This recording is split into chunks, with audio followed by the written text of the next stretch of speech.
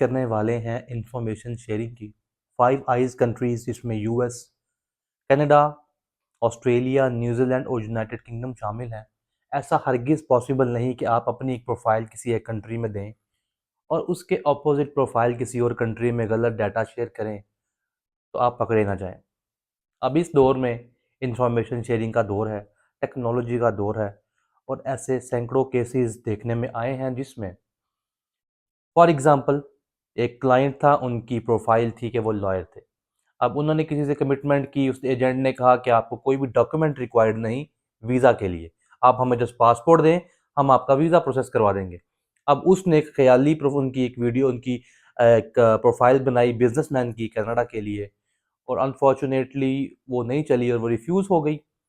उसके बाद उसने उनसे फाइल भी शेयर नहीं की। ठीक है, उन्होंने यूएस का वीज़ा अप्लाई किया, जो कि वो जेन्युइन लॉयर थे। वो अपनी प्रोफाइल पे जब वीज़ा अप्लाई किया तो उनको वीज़ा ऑफिसर ने बताया कि आपने इससे पहले कोई वीज़ा अप्लाई किया है? उन्होंने कहा जी बिल्कुल, मेरी कनाडा की रिफ्यूज़ल है। उन्होंने कहा जी आपकी इस प्रोफाइल में तो आप जो है वो लॉयर हैं, उस प्रोफाइल में तो आप बिजनेसमैन थे। लिहाजा अब इस दौर में आप किसी भी कंट्री से कोई चीज़ नहीं छुपा सकते। लिहाजा अपनी प्रोफाइल, मेन चीज़ आपकी प्रोफाइल है।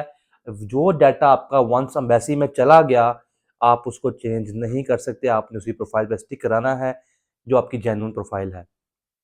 अदरवाइज आपको झूठ बोलने के ऊपर बैन भी किया जा सकता है 5 साल के लिए, और ना सिर्फ बैन, आपका डाटा बाकी मुल्कों के साथ भी शेयर किया जा सकता है।